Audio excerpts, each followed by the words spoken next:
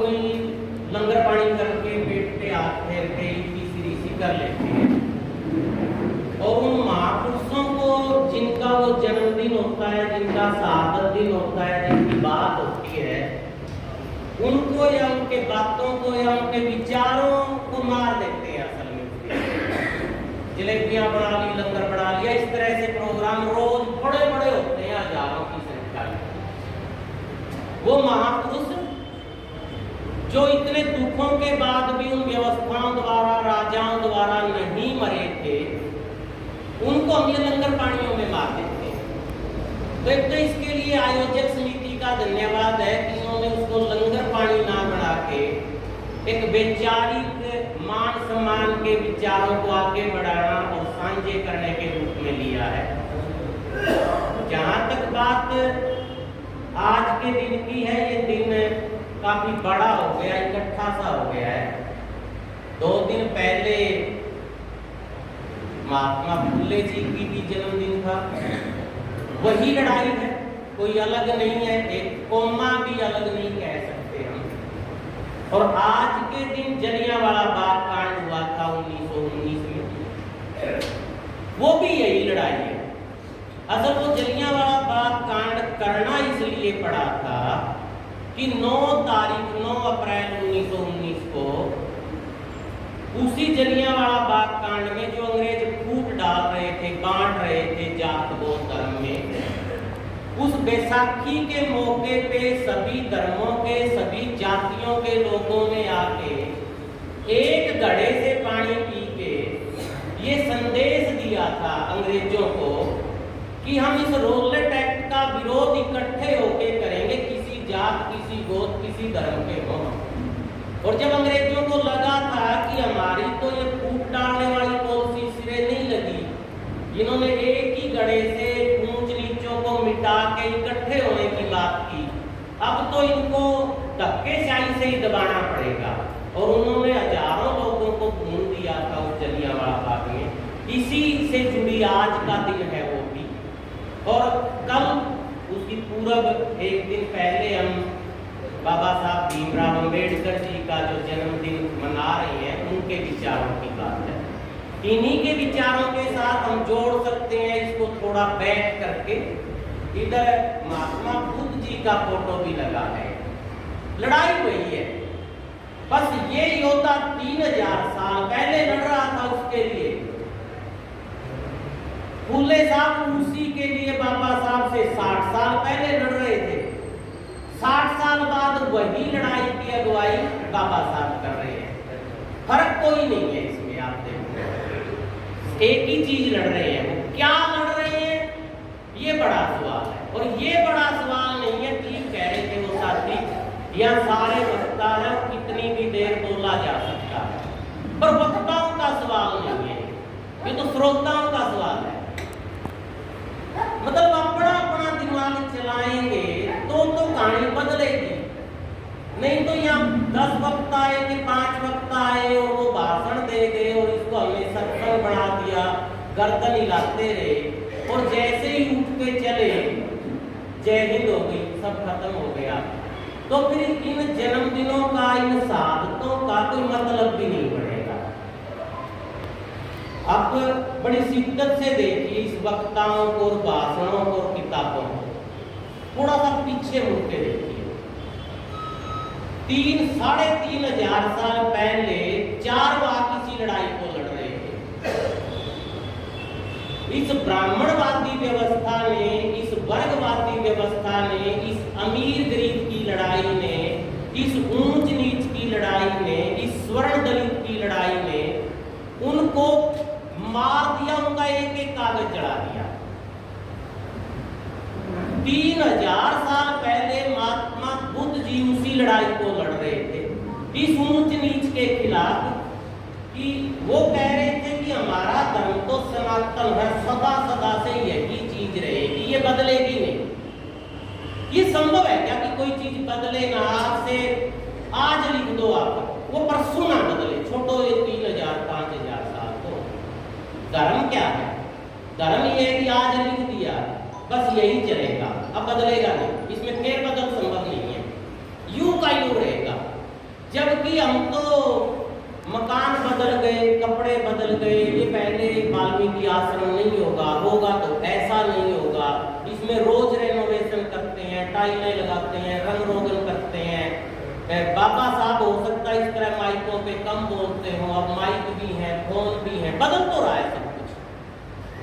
फिर 4000, 3000, 5000 साल पुराने लिखी बात पे आज जिंदगी कैसे गुजरे, समझ भी नहीं है। अगर उसमें अपडेट नहीं होगी, है ना सबके पास फोन, रोज आती है अपडेट, रोज एक दिन की अपडेट भी नहीं छोड़ते हम, एक दिन की। और हमें सिखाया ये जाता है, बाबा साहब किसके खिलाफ लड़ रहे थे, पेरियार किसके खिलाफ लड़ रहे थे, फुले किसके खिलाफ लड़ रहे थे, वो कह रहे थे अपडेट चाहिए, हम पुराने से चिपके नहीं रहेंगे। पुराने में तो आपने सारी गड़बड़े लिख दी। महात्मा बुद्ध, उनके मठों को, उनके जितने अनुयायी थे जो बौद्ध को मानने वाले थे, उनकी जितनी किताबें थी सारी की सारी जला दी गई, सारे के सारे मार दिए गए, नरसंहार थोक के बाप हुए हैं, छिपा दिया गया हमसे, सबको मार दिया गया, किताबें जला दी गई जो उस बदलाव की बात कर रही थी। हमारी पढ़ाइयों में नहीं आती, ढूंढ के हम नहीं लेके आते। ये तो बहुत बाद में दोबारा विदेशों से उनकी किताबें वापिस ला के ट्रांसलेट करके अपनी बोली भाषा में लिख के हमारे तक पहुंच रही है, नहीं तो वो तो खत्म कर दी थी अपने यहाँ। ये जिन मंदिरों पे मस्जिद बनने की कहानी है ना, अभी बाबरी मस्जिद का भी पीछे झगड़ा हुआ है, मेरे को तो ये भी लगता है जब रिसर्च हम पढ़ते हैं तो आधे से ज्यादा पुराने मंदिर मठों पे ही बने हैं, वो बौद्ध धर्म के थे सारे, उसका सारा का सारा ढांचा वही है नीचे से।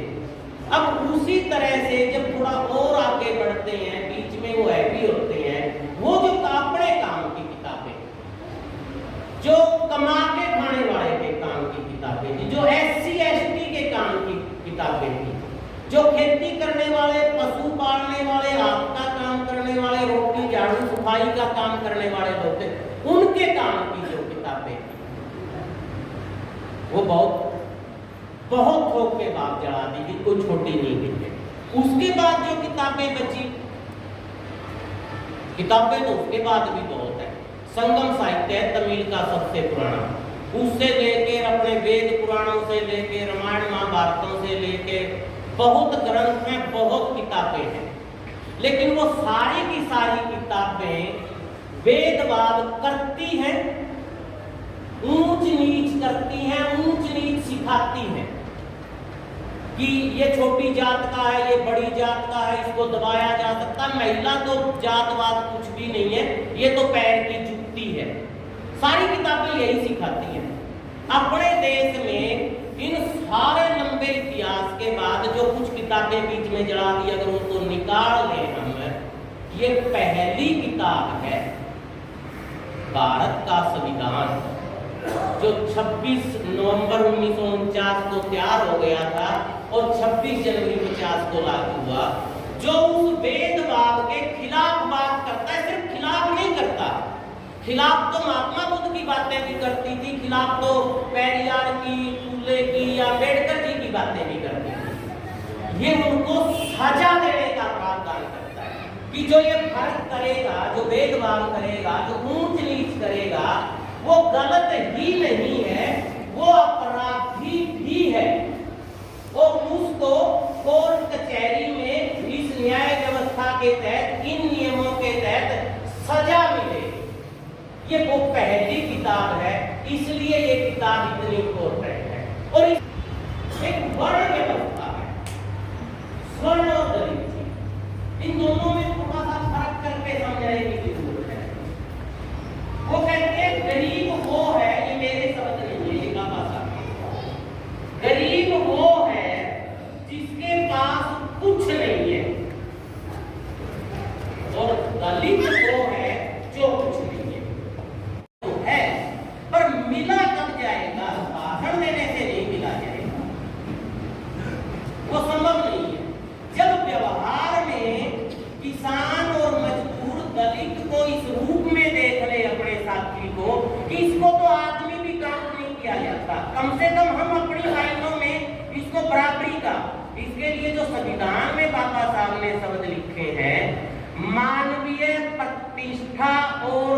गरिमा जो संविधान में उन्होंने लिखे हैं कि मानवीय प्रतिष्ठा और गरिमा किसी भी लेवल से उसको नीचा ना समझा जाए, मूलभूत आवश्यकताएं, मूलभूत अधिकार उसी के लिए जोड़े गए हैं।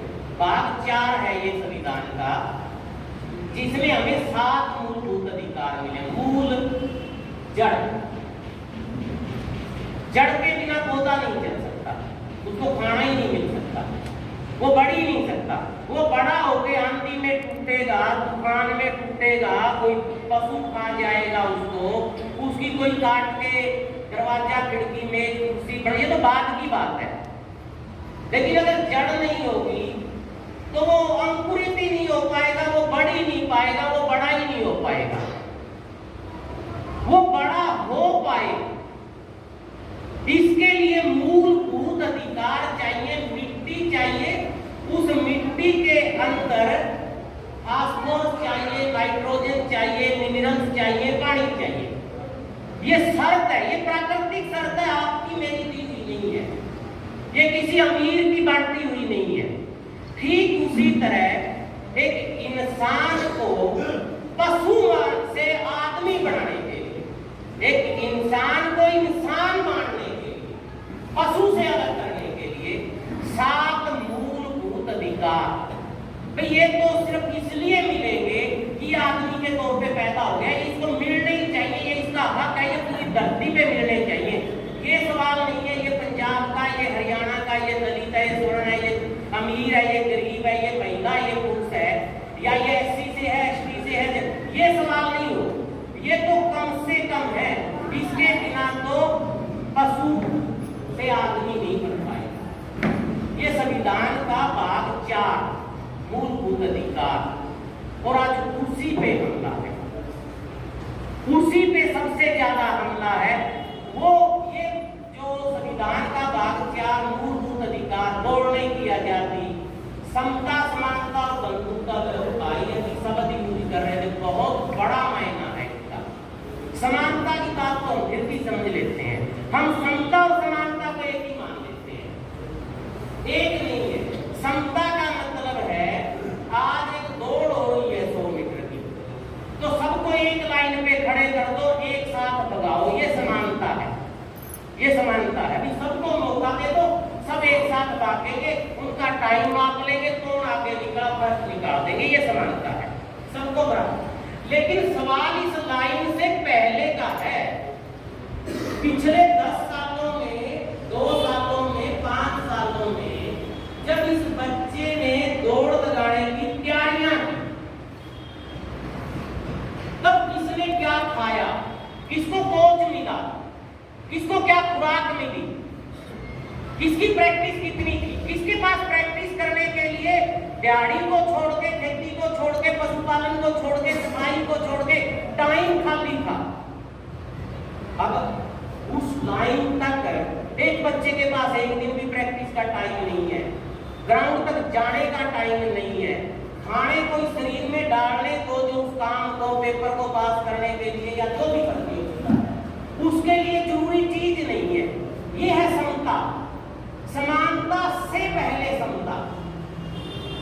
यही है संविधान के मायने, यही है वो पुरानी मनु स्मृतियों को, रामायण महाभारतों की काट, जो कहती थी कि आप तो पढ़ ही नहीं सकते। बाबा साहब कह रहे थे क्यों नहीं पढ़ सकते, इंसान है, सारे इंसान पढ़ सकते हैं। उन्होंने लिख तो दिया ये कि सबको बराबर शिक्षा, एक जैसी शिक्षा मिलनी चाहिए। सवाल वहां तक नहीं है, सवाल लिखे तक नहीं है, सवाल किताबों तक नहीं है, सवाल संविधान तक नहीं है, सवाल भाषण देने का नहीं है। वह क्या मिल गई क्या शिक्षा, समता वाली शिक्षा मिल गई क्या? सबके मास्टर स्कूल किताबें एक जैसी हैं क्या? सारे बच्चे उस स्कूल में जा पा रहे हैं क्या, या अलग अलग है? कि जहां दलित के, SC के, गरीब के बच्चे जा रहे हैं, वहां टीचर नहीं है, कमरे नहीं है, लाइट नहीं है, अगर है तो उनको दूसरे, तीसरे, चौथे, 5वें काम है। और जिसके पास पैसे हैं, जिसके पास जमीन के टुकड़े हैं, जिनका ब्योंत है, वो